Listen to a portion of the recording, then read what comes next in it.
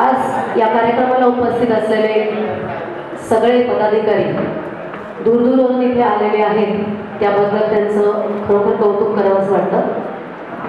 मी आता व्यासपीठावरती मान्यवरांना बोलवणार आहे, त्यांनी कृपया व्यासपीठावर यावं. माननीय गणपतराव सर, बालवंकर सर यांना विनंती आहे की त्यांनी व्यासपीठावर यावं. तसंच राष्ट्रीय अध्यक्ष आणि संस्थापक मानवाधिकार भ्रष्टाचार निर्मूलन संघटन यांचे माननीय श्री सतीशजी केदारी यांनी देखील व्यासपीठावर यावं. माननीय विष्णुदादा भोसले, प्रदेशाध्यक्ष मानवाधिकार भ्रष्टाचार निर्मूलन संघटन, यांनी सगळ्यांनी कृपया स्टेजवर स्थानापन्न व्हावं. सकाळची वेळ आहे, रविवारची वेळ आहे, मला माहिती आहे सगळ्यांना झोप येत असेल, पण जरा एकदा जोरदार टाळ्या तर होऊ देत, कारण जोपर्यंत टाळ्या नाही वाजणार तोपर्यंत या कार्यक्रमाला मजा येणार नाही. सर्वप्रथम कार्यक्रमाची सुरुवात करताना आपण महापुरुषांच्या प्रतिमेचं पूजन करणार आहोत. मी मान्यवरांना विनंती करते, माननीय गणपतरावजी बालवलकर, संस्थापक अध्यक्ष, जे आपण आज इथे कार्यक्रम घेतोय या महाविद्यालयाचे ते संस्थापक अध्यक्ष आहेत, त्यांनी कृपया महापुरुषाच्या प्रतिमेला हार अर्पण करावा, तसंच दीपप्रज्वलनही करावं.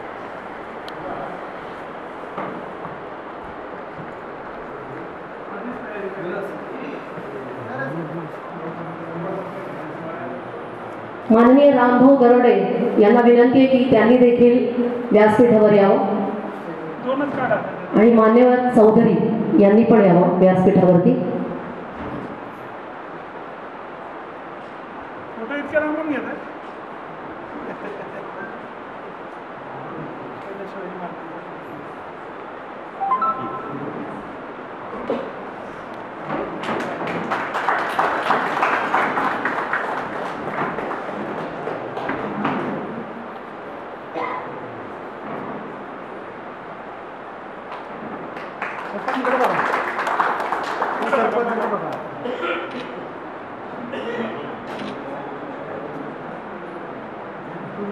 महापुरुषांच्या प्रतिमेला हार अर्पण करून झालेला आहे. मी मान्यवरांना विनंती करते की त्यांनी दीपप्रज्वलनाचा कार्यक्रम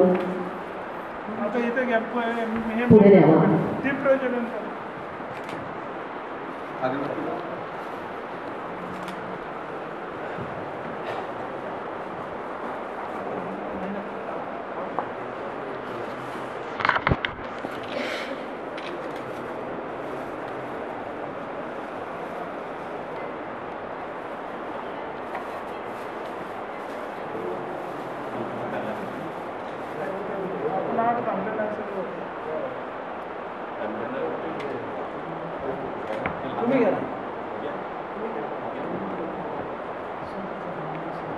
माननीय संपतराव जाधव यांनाही मी विनंती करते की त्यांनी व्यासपीठावर यावं.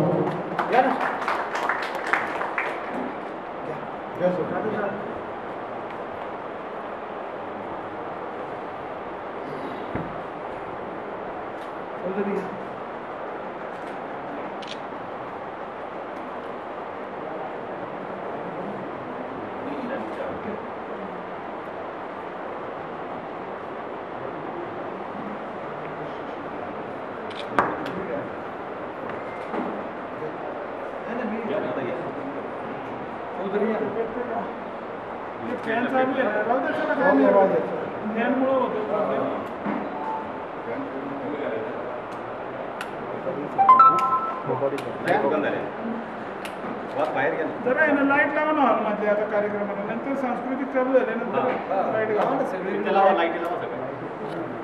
अंधार केलाय सगळं.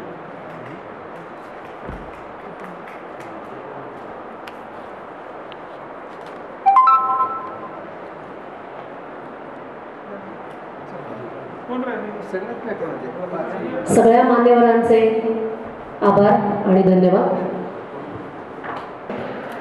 आता आपल्यामध्येच काही कलाकार आहेत, आपल्याला माहिती आहे की आपल्यातले कलाकार आहेत. आजचा हा दिवस आहे, हा फक्त आपल्यासाठी असलेला दिवस आहे, त्याच्यामुळे आता आपण कार्यक्रमाला सुरुवात करूया. मी मुकुंदजी ओहाळ यांना इथे आमंत्रित करते, ते आपल्यासमोर एक स्वागत गीत सादर करते. जरा जोरदार टाळ्या होऊन जायला, तर टाळ्याच्या बाबतीत कंजूसी करू नका.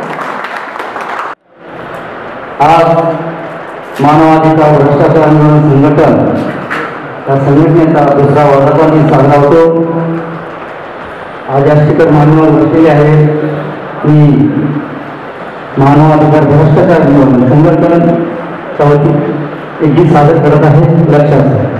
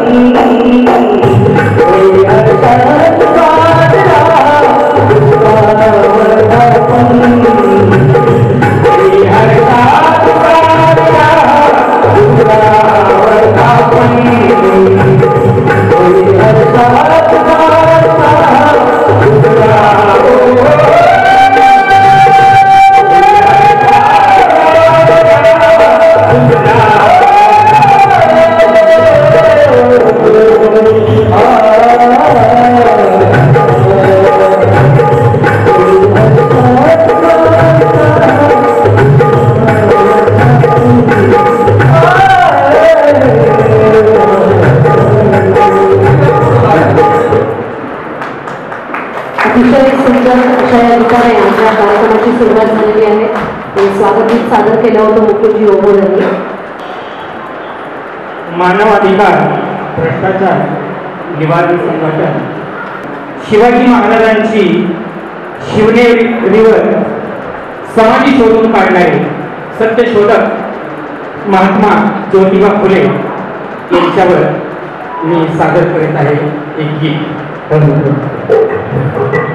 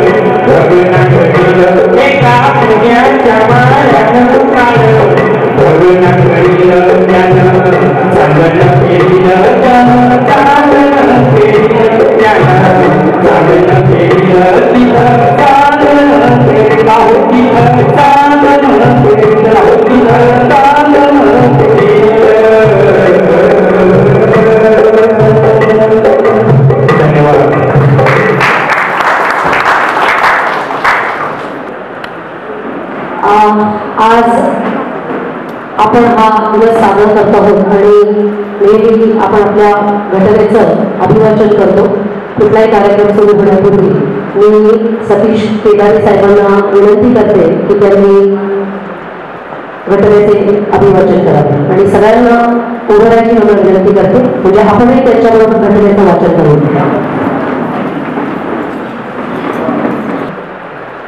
मी वाचन करतो, माझ्या पाठीमागे तुम्ही पण वाचन करा. आम्ही भारताचे लोक, भारताचे एक सार्वभौम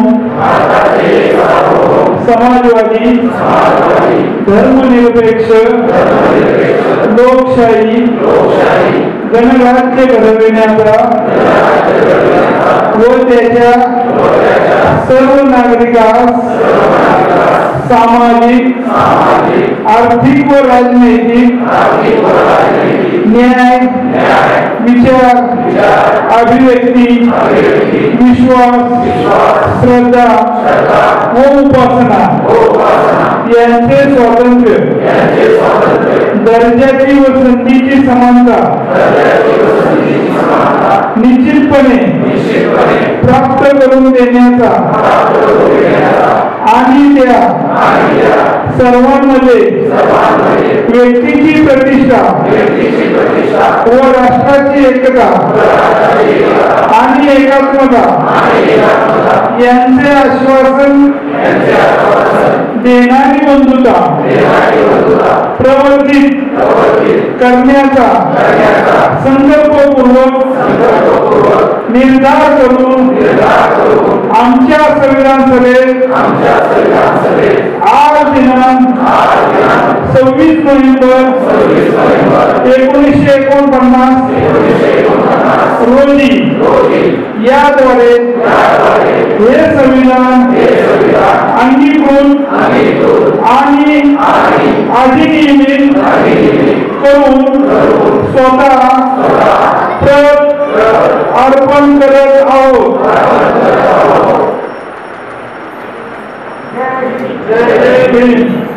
भारत माता की.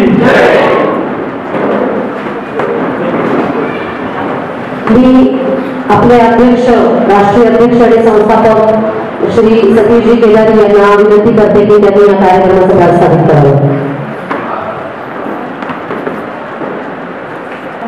महापुरुषांना त्रिवार अभिवादन.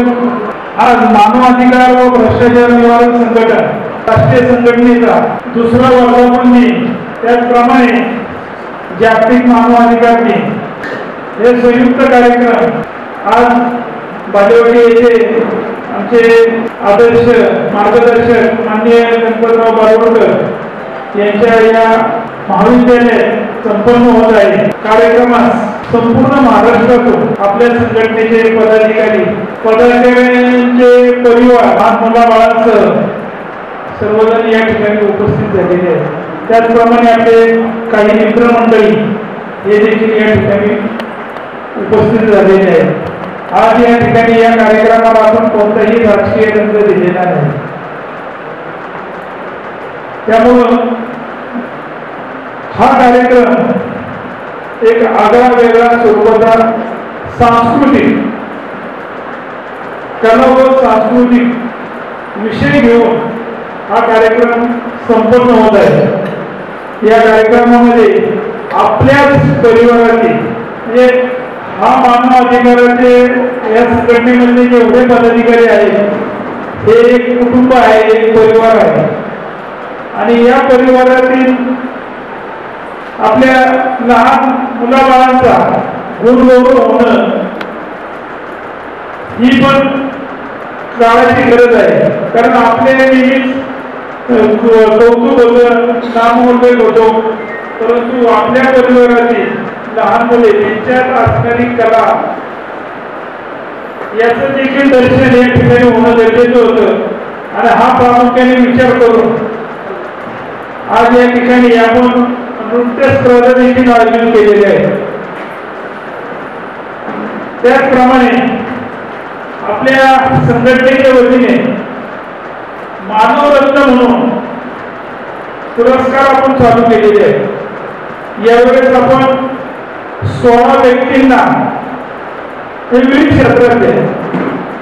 क्षेत्रातल्या 16 व्यक्तींना मानवरत्न पुरस्काराने सन्मानित करणार आहोत. यामध्ये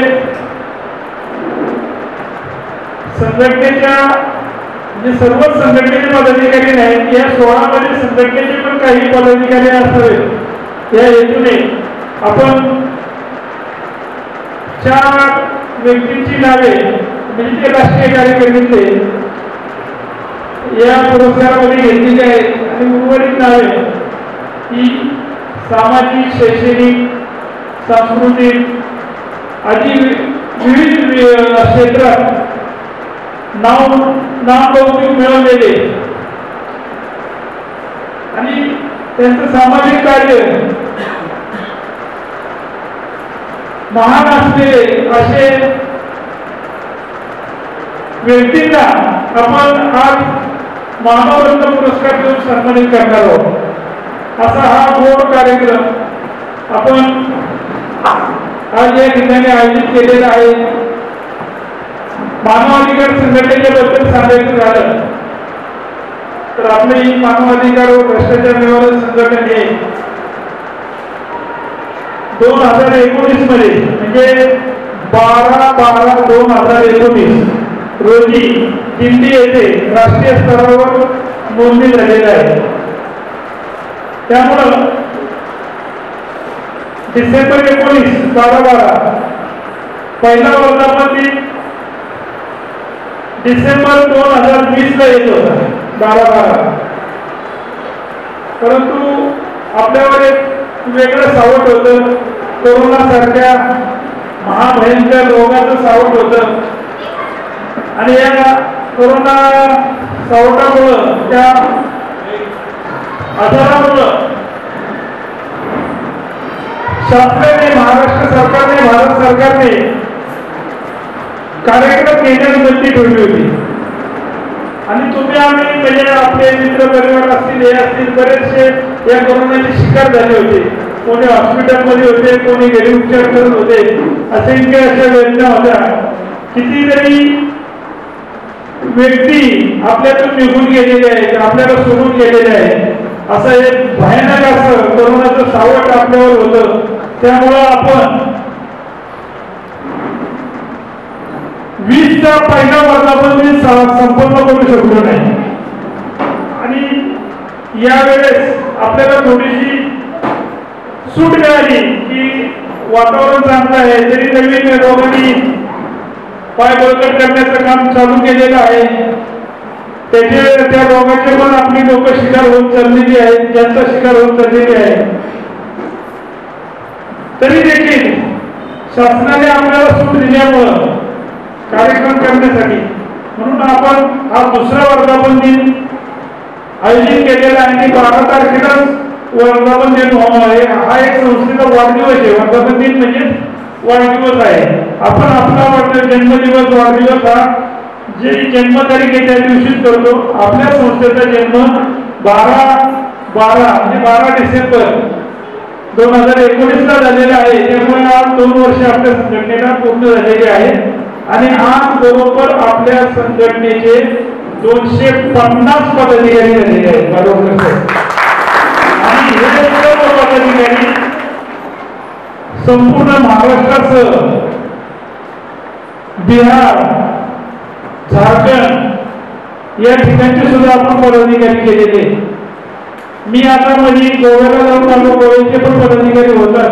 त्या ठिकाणी मीटिंग केली, सिंधुदुर्गला मीटिंग केली. त्याचप्रमाणे येत्या सांगलीला आलो, सांगलीला आपल्या कार्यकर्त्यांनी मीटिंग आयोजित केली होती. त्या ठिकाणी संघटन वाढवण्यासंदर्भात चर्चा करण्यात आली. तिथे आमच्या महाराष्ट्र राज्याच्या महिला उपाध्यक्ष माननीय मनीषाताई राऊत यांच्या मार्गदर्शनाखाली त्या ठिकाणी ती मीटिंग आयोजित करण्यात आली होती. आणि चांगल्या पद्धतीने संघटन सांगली जिल्हा असेल, सातारा जिल्हा असेल, सोलापूर जिल्हा असेल चालू आहे.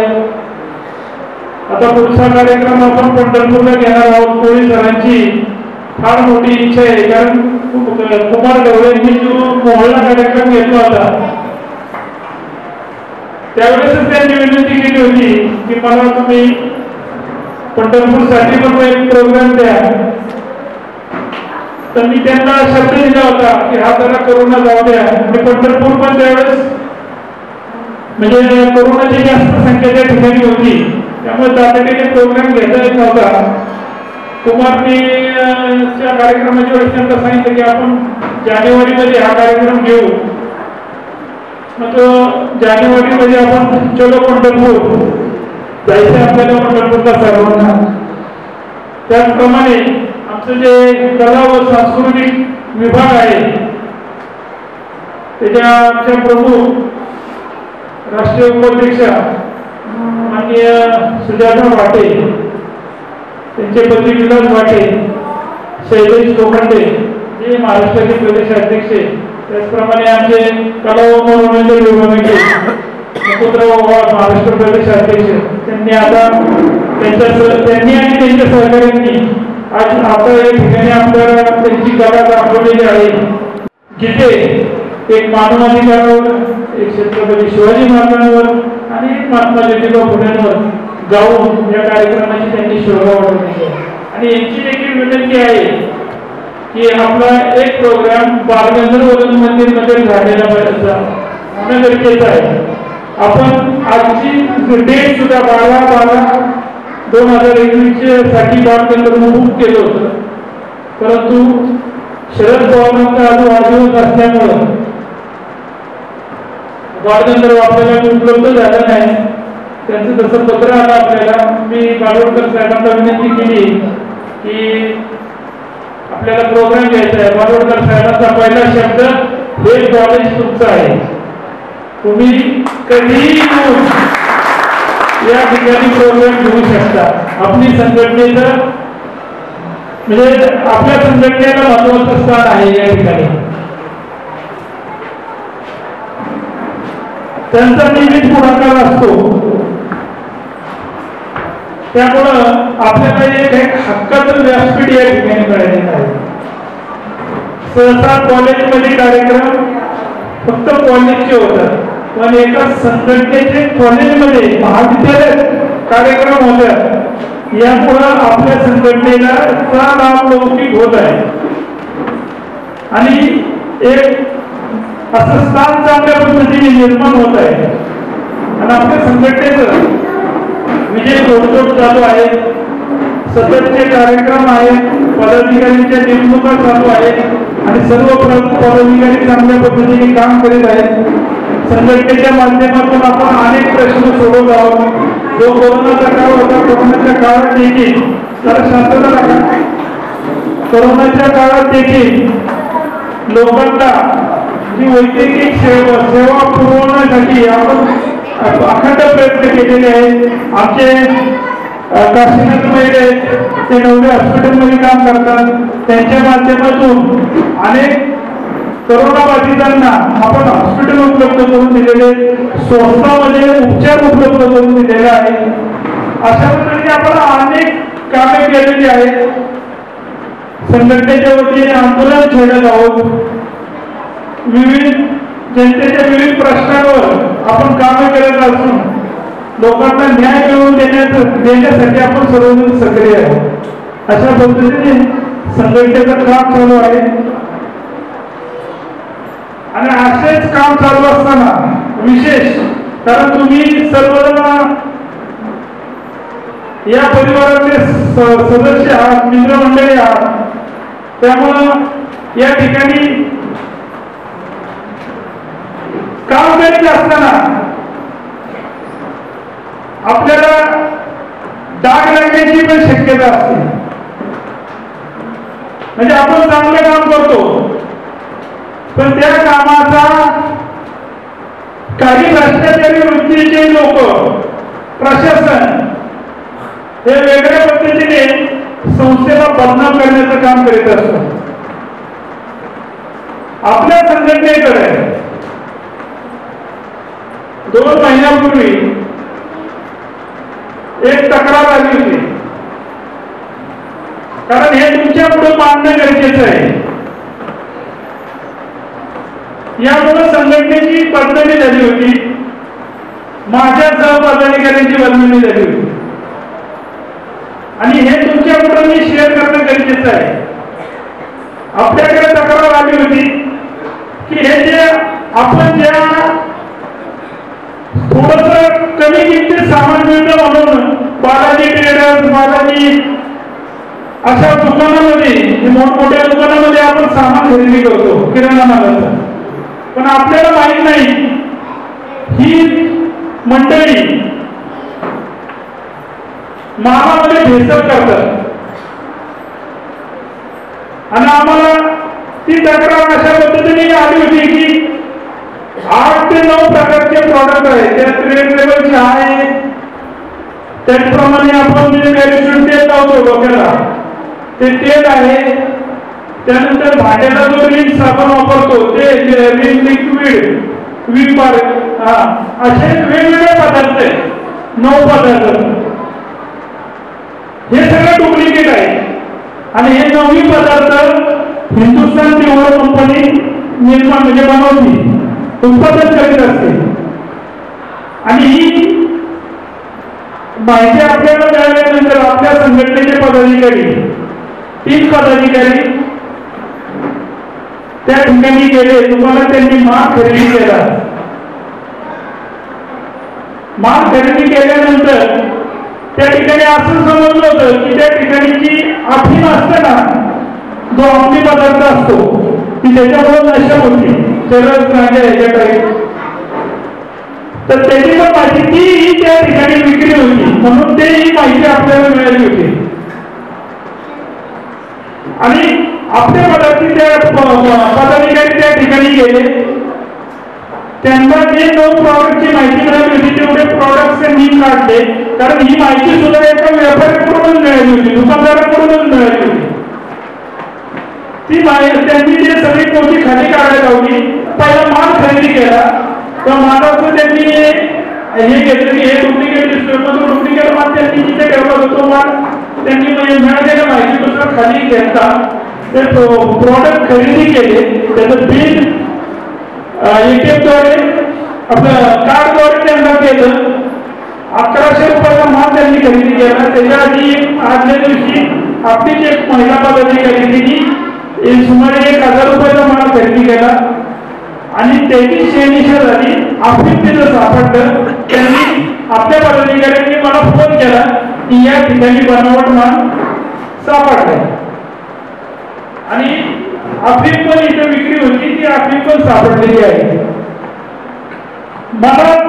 आणि तो पकडल्यानंतर तो दुकानदार एवढा घाबरला होता की तो आपल्या पदाधिकाऱ्यांना लाभ देण्याचा प्रयत्न करू लागला. मी तुम्हाला 2 लाख देतो, 5 लाख देतो, नंतर 10 लाख रुपये देतो, अशी हे करायला लागतो. पण तो लाखाच्या भाषेत बोलत नव्हता. तो म्हणत होता तुम्हाला 2 बिस्किटचे पुढे देतो, 5 बिस्किटचे पुढे देतो, 10 बिस्किटचे पुढे देतो, अशा पद्धतीने तो कोडवर्डमध्ये म्हणत होता. आणि हे जे पदाधिकाऱ्यांना तो बोलत होता ते पदाधिकाऱ्यांनी मला फोनवर सांगितलं की तो दुकानदार असं सांगतोय. मी त्यांना म्हणलो असल्या काही भानगडी तुम्ही पडू नका. मी पोलीस आयुक्तांना लगेच, कारण कृष्ण प्रकाशनला आपण मागच्या कार्यक्रमात या ठिकाणी बोलवणं केलं होतं, कारण ते पिंपरी चिंचवड पोलीस स्टेशनचे पोलीस आयुक्तालयाचे पोलीस आयुक्त आहे आणि हे दुकान आहे राटणीमध्ये. त्यांनी मला फोनवर ही माहिती दिल्यावर मी डायरेक्ट पोलीस आयुक्तांना फोन केला. पहिलं मी संपर्क साधलो जे आमचे राष्ट्रीय उपाध्यक्ष आहेत कायदा व सुव्यवस्था विभागाचे, त्यांना फोन केला की असं या ठिकाणी माल आपल्या पदाधिकाऱ्यांना सापडलेला आहे आणि ते अंमली पदार्थाच्या ह्याच्यात येते. तर त्यांनी मला स्पष्टपणे सांगितलं की याच्यात अंमली पदार्थाची केस होती, तुम्ही कृष्ण प्रकाशांचा फोन करा. मी म्हटलं ठीक आहे, मी फोन करतो. मग मी कृष्ण प्रकाश साहेबांना फोन केला. ते म्हणजे बनावट जो आहे त्याच्याबद्दल आम्हाला काय करता येत नाही, ते एफडीआयला तक्रार करावी लागते. पण आपले दुसरे पदाधिकारी माननीय किरण बोलत साहेब यांनी तोपर्यंत एफडीआयला फोन केला होता.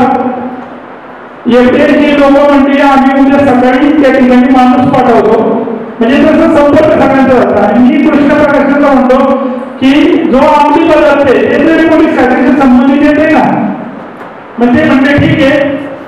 त्यांना हे पण नव्हतं माहिती की अफीम काय होतं, ते म्हणजे अफीम काय चीज आहे, मग मला नशिले पदार्थ करायचे आहे. तर त्यांनी म्हणजे मी तातडीने पोलीस पाठवतो. त्यांनी वाकड पोलीस स्टेशनच्या अंडर येत असल्यामुळे त्यांनी तिथल्या वरिष्ठ पोलीस निरीक्षक मुंगळीकर यांना फोन केला की अशा प्रकारे असं केलं की फोन आला होता आणि त्या ठिकाणी त्या दुकानात असा माल विकला जातो.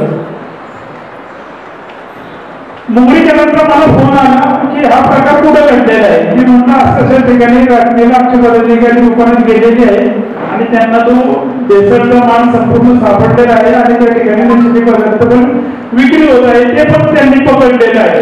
आणि आपल्या पदाधिकाऱ्यांनी तिथे गेल्यानंतर तिथे सर्व शूटिंग केलं होतं. संपूर्ण शूटिंग करून त्यांनी जे सगळा माल तिथं दुकानात घेतलेला होता. त्या मुंबईकरांनी सिनियर यांनी 2 एफआय आणि 2 पोलीस घटनास्थळी पाठवले. त्या पोलिसांचा मला फोन आला की कुठे दुकान, त्यांना पत्ता सांगितला मी त्या अशा ठिकाणी रात्रीला बालाजी ट्रेडर्स म्हणून दुकान आहे. पोलीस त्या ठिकाणी गेले. पोलिसांनी तो माल पाहिला. तो माल सगळी मुठी बांधून घेतली, सील बंद केलं, म्हणजे बांधून घेतला.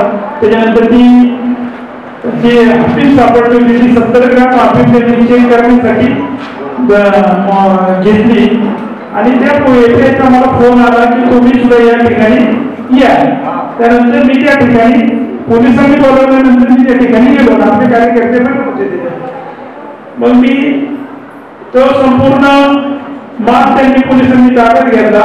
त्या दुकानदाराला ताब्यात घेतलं आणि आम्हाला सांगितलं तुम्ही आता जा. रात्री म्हणजे 8 वाजता हा प्रकार रात्रीचा घडला. साधारणतः म्हणजे 9 तारखेला 9 सप्टेंबरला गणपतीचे दिवस होते. गणपती मला वाटतं गणपतीचं म्हणजे बसणार होते गणपती त्या दिवशी. आणि 10-10:30 त्यांनी सांगितलं की तुम्ही घरी जा आणि ह्याला अटक करतो आणि उद्या तुम्हाला स्टेटमेंटला जर तुम्हाला लागली गरज तर आम्ही बोलवून घेऊ. त्यानंतर मी सर्व पदाधिकाऱ्यांना फोन केले की असा माल आपल्या पदाधिकाऱ्यांनी पकडलेला आहे, म्हणजे जे वरिष्ठ पदाधिकारी आहेत. आणि सगळ्यांनी सांगितलं ठीक आहे, उद्या आपण वाकड पोलीस स्टेशनला जाऊ, आपण प्रेस घेऊ संघटनेच्या वतीने आणि एक चांगलं कार्य केलं हे प्रसिद्ध करू असं आमचं सगळ्यांचं बोलणं झालं. आपल्या संघटनेत जे पोलीस खात्यातले पदाधिकारी आहेत, म्हणजे जे पीआय म्हणजे पोलीस निरीक्षक पदाचे म्हणजे सेवानिवृत्त आहेत, त्याच्यानंतर PSI आहेत आणि पोलीस कर्मचारी आहेत, ते सेवानिवृत्त आपले पदाधिकारी आहेत. हे सर्वजण माझ्याबरोबर दुसऱ्या दिवशी पोलीस त्या वाकडच्या एफआयचा फोन आला की स्टेटमेंटला तुम्ही या, त्यांच्यावर गुन्हा दाखल करायचा आहे. तर यांनी प्रत्यक्ष आदल्या दिवशी रात्री करायला पाहिजे होता, पण तो त्यांनी 9 तारखेला केला नाही. आणि 10 तारखेला आम्हाला बोलवून घेतलं. 3 वाजल्यापासून आम्हाला 2 तास थांबून ठेवलं आणि नंतर त्यांनी त्या दुकानदाराची रात्री 11 वाजता कंप्लेंट घेतली आणि आम्हाला म्हणले की तुम्हाला खंडणीच्या केसमध्ये अटक करीत आहोत. आमचे मोबाईल काढून घेतले. आता तुम्ही सांगा 9 तारखेला ही प्रकार घडलाय, आपण माल पकडून दिलाय, केस कुणाची पहिली पाहिजे? आपली त्यांच्या विरोधात पाहिजे. पोलिसांनी त्यांची पहिली केस आपल्यावर घेतली आणि आमच्यावर खंडणीचा गुन्हा दाखल केला. रात्री आम्हाला 10 वाजताची ती अटक दाखवली. म्हणजे अशा पद्धतीने पोलिसांनी हे केलं. आणि जे तो 10 बिस्किटच्या पुढे देतो, 25 बिस्किटच्या पुढे आपल्याला मिळालेल्या माहितीनुसार तर बिस्किटच्या पुढे 25 बिस्किटच्या पुढे त्यांनी पोलिसांना दिले असं आम्हाला समजलं. आणि पोलिसांनी देखील संमत करून आपल्या 7 पदाधिकाऱ्यांवर गुन्हा दाखल केला. परंतु संघटनेवर तुमचा सर्वांचा, आम्ही समाजात काम करतो, आमच्या समाजाचा सर्वांचा विश्वास आहे. कोर्टामध्ये आम्हाला सोडवण्यासाठी जवळजवळ 500 ते 600 पदाधिकारी कोर्ट, पिंपरी चिंचवडचं जे कोर्ट आहे ना, फुल बदलं होतं, पाय ठेवायला जागा नव्हती. ते सगळे प्रेमामुळे आपण जे कार्य केलं त्यामुळं, म्हणजे मी त्या ठिकाणी म्हणजे घटनास्थळी नसताना फक्त आपला पदाधिकारी मला फोन करून सांगितलंय.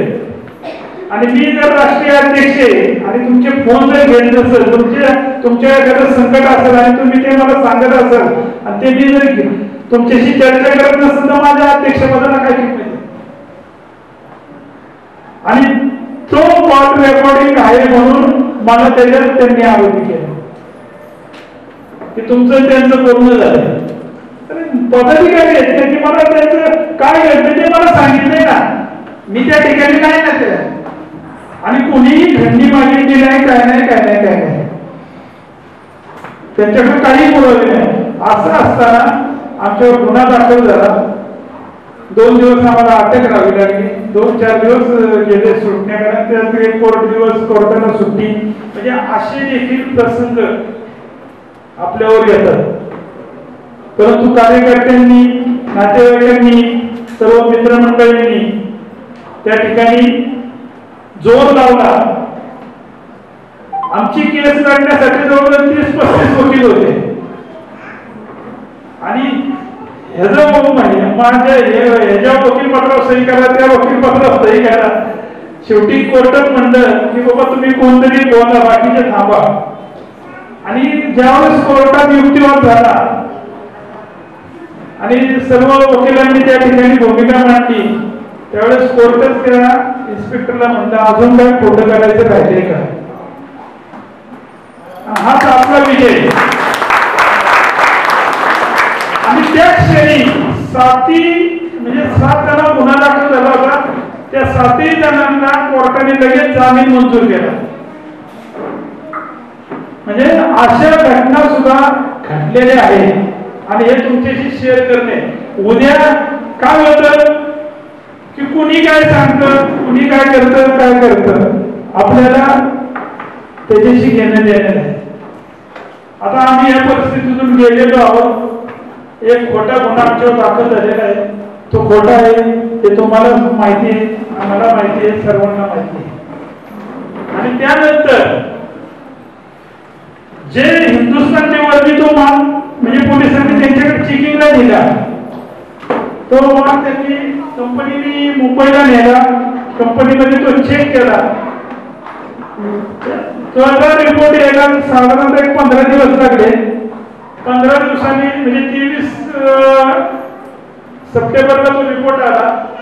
23 सप्टेंबरला काहीतरी. तर ते जे 9च्या 9 प्रॉडक्ट होते सगळे बनावट निघाले. म्हणजे आपल्याला जी टीप मिळाली होती, माहिती मिळाली होती ती खरी होती. म्हणजे ही लोक सुद्धा आपल्या जीवनाशी खेळतात. आपल्याला बनावट माल देऊन आपल्या जीवनाशी खेळतात. आणि आपण चांगलं काम करायला गेलो पण आपल्याला अडचणीत पडावं लागलं. पर पेपरला आणि पोलीस पण असे की ऍप आहे पोलिसांचा, त्या ऍपवर गुन्हे चेक करतात की काय. त्यांनी माझं चेक करताना सतीश कॅदरीच्या ऐवजी संतोष कॅदरी टाकले. संतोष कॅदरीवर 10 गुन्हे की पोलीस सगळीकडे सुटच म्हणजे सगळ्यांना. अहो ते पुणे म्हणजे पेपरवाल्याला पण माहिती देत त्यांच्यावर 10 क्रिमिनल गुन्हे. मी त्यांना सांगतो माझ्या गुन्हा दाखल नाही, काही संबंध नाही, तुम्ही नीट बघा. तोपर्यंत पेपरला बातम्या पण आवडत आहे.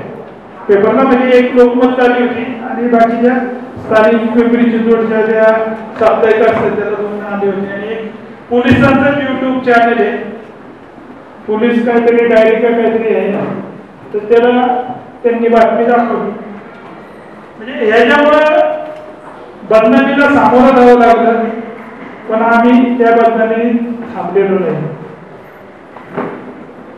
आपल्याला काम करायचे, बदनामी ही होत असती. आपण चांगले कपडे घालून पुढे गेलो तरी मागून आपल्याला नाव ठेवतात, माझं काय जो पैशाचा जोर दाखवतो, काही टीका करतात.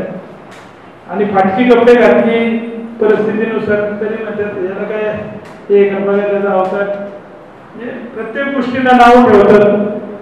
त्यामुळं आपण हा विचार करत नाही, बदनामी झाली, परंतु तो माल डुप्लिकेट निघाला. आणि ज्यांनी हे सगळं खोटं केलंय तो दुकानदार त्याच्यानंतर महिनाभर अटकेत होता. आता त्याला परवा दिवशी जामीन झालाय 4 दिवसापूर्वी भेसळीच्या प्रकरणात. पहिला आमच्या बरोबरच तो अफीमच्या ह्याच्यात होता, कारण तो जो आरोपी होता त्याने सांगितलं पोलिसने हमारे पास से 25 लाख रुपये लिया और हमको भी अंदर बिठाया. म्हणजे अशा पद्धतीने पोलीस प्रशासन पण वागत आहे. आणि हे मोठमोठे व्यापारी हे सुद्धा वागतात. यांचे एक संघटन असतं. आपण ज्यावेळेस हा प्रकार घडला त्यावेळेस सुद्धा त्यांचे संघटन सगळे संघटित पदाधिकारी सगळे पोलीस स्टेशनला आले. त्यांचे पण राजकीय संबंध असतात. त्यांनी फोन केले आणि आपल्याला खोट्या केसमध्ये होतं. हे सगळं तुमच्या पुढे शेअर असो, उद्या तुम्हाला जरी समजलं काय कुठून. कारण बाबासाहेबांचा आदर्श माझ्या डोळ्यापुढे, महात्मा ज्योतिबा फुलेंचा आदर्श माझ्या डोळ्यापुढे, छत्रपती शिवाजी महाराजांचा आदर्श डोळ्यापुढे आहे. त्यामुळे अशी किती संकट आली तरी मी डगमगणार नाही. माझा एकच उद्देश आहे, हे जे मानव अधिकार व भ्रष्टाचार निवारण संघटन आहे ते पुढे न्यायचे. आपले जे प्रमुख मार्गदर्शक आहेत, राष्ट्रीय मार्गदर्शक माननीय रामदासजी आठवले साहेब यांनी देखील हा प्रकार घडला त्यावेळेस तातडीने लगेच कृष्ण प्रकाशांना फोन केला, त्या पीआयला फोन केला, एपीआयला फोन केला, परत माझ्या घरच्यांना सुद्धा फोन केला आणि सांगितलं जरी सतीश्वर गुन्हा दाखल झाला असेल तरी मी तुमच्या पाठीशी आहे, त्यामुळे तुम्ही घाबरू नका. माझं स्वामी मोहिनीपर्यंत साहेब सतत कॉन्टॅक्ट मध्ये होते आणि साहेबांनी प्रयत्न केले. त्यामुळे भक्कम माणसं आपल्या पाठीशी आहेत, अडचण नाही आपल्याला. आणि आपलं संघटन, आपलं काम आपल्याला पुढे न्यायचंय. जे भिणार असतील त्यांनी म्हणजे आम्ही त्यांना विनंती पण करणार नाही की तुम्ही आमच्या बरोबर या, कारण एक मोठी ताकद आपल्याला मिळालेली आहे, राष्ट्रीय ताकद आपल्याला मिळालेली आहे. या संघटनेच्या मार्फत आपल्याला जनतेसाठी कार्य करायचे, बदनामीकडे पाहायचं नाही, आपल्याला जनतेसाठी काम करायचे. आणि आपलं कार्य असंच आपण पुढे चालू ठेवणार आहे.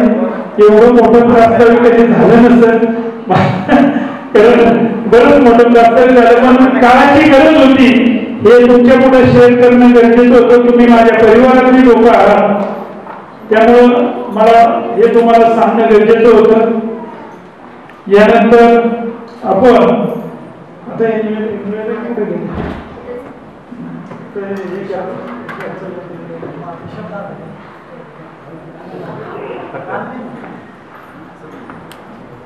अतिशय सुंदर आणि आवश्यक असं मार्गदर्शन केदारी साहेबांनी आज आपल्याला सगळ्यांना केलेलं आहे. आणि खरंच हा जो प्रकार घडला होता हा प्रकार सगळ्यांपर्यंत पोहोचला होता, पण अतिशय दुःख असं वाटतं की आपण काही केलेलं नसताना आपल्याला या प्रकारामध्ये अडकायला लागलं होतं आणि देवाच्या कृपेने आपण त्यातून बाहेरही पडलो.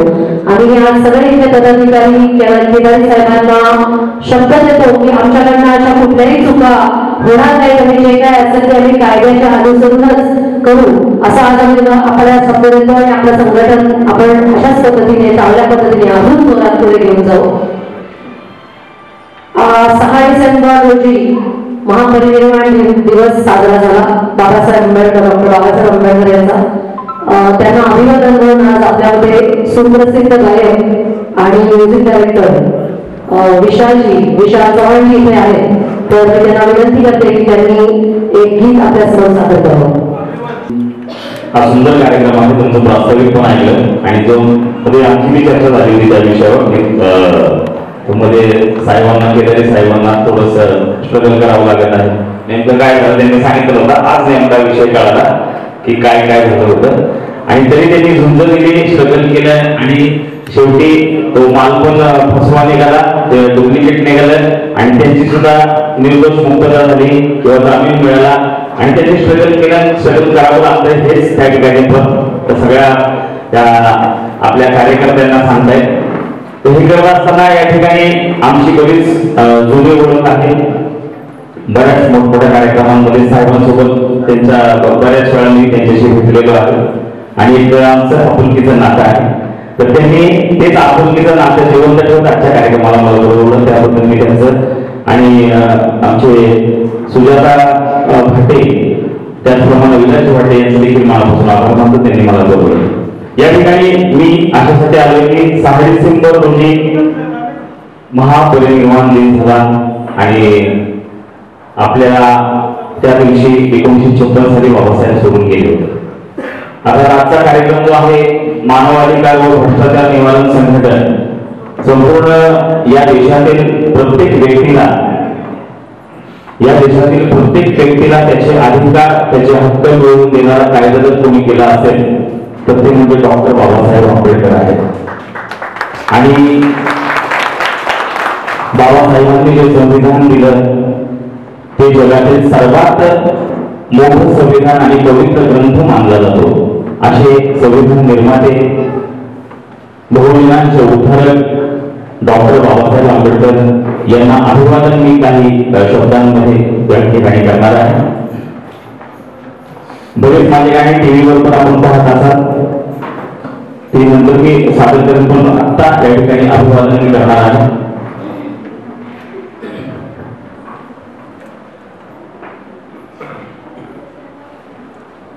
मेरे भीने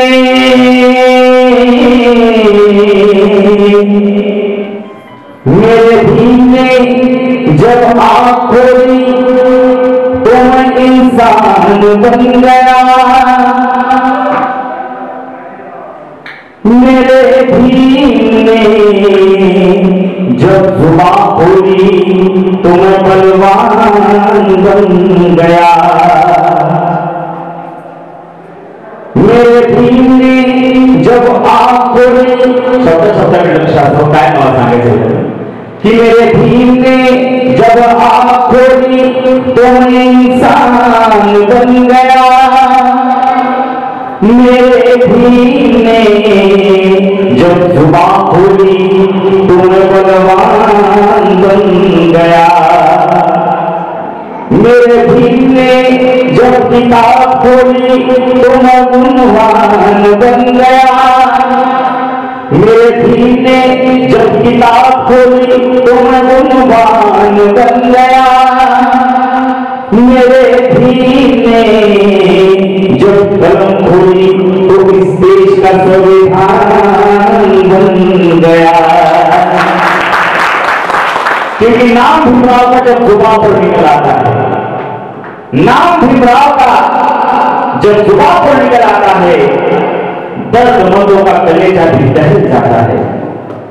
नाम भीमराव का जब जुबान पर निकल आता है तो दर्दमंदों का कलेजा भी दहल जाता है. उनके गम में हर इंसान बहाता है आंसू.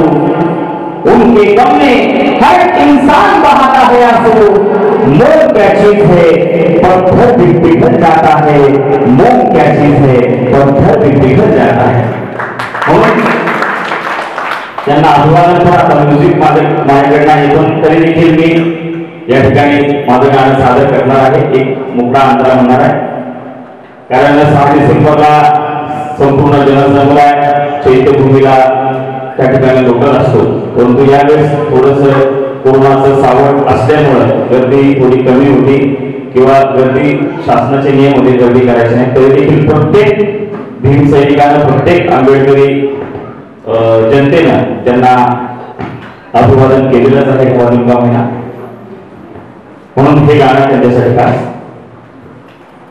अरे सागरा, अरे सागरा, भीम माझा येथे निजला शांत हो जरा अरे सागरा भीम माझा येथे निजला शांत हो जरा अरे सागरा दिनांसाठी कष्ट साजले माझ्या भीमाने हक्क दिले मिळवून आम्हा अतिशमाने सोडून ती गेली गाय सोडून ती गेली गाय आपुल्या वासरा अरे सागरा भीम माझा येथे निजला शांत हो जरा अरे सागरा जय भीम जय भीम. अतिशय मधुर आणि सुंदर असं गीत विशालजीने आपल्यासमोर सादर केलं. जरा एकदा जोरदार टाळ्या विशालजींसाठी. ते स्वतः संगीतकार आणि गायक आहेत आणि आज ते खास या कार्यक्रमासाठी इथे उपस्थित राहिले त्याबद्दल त्यांचे खूप खूप धन्यवाद.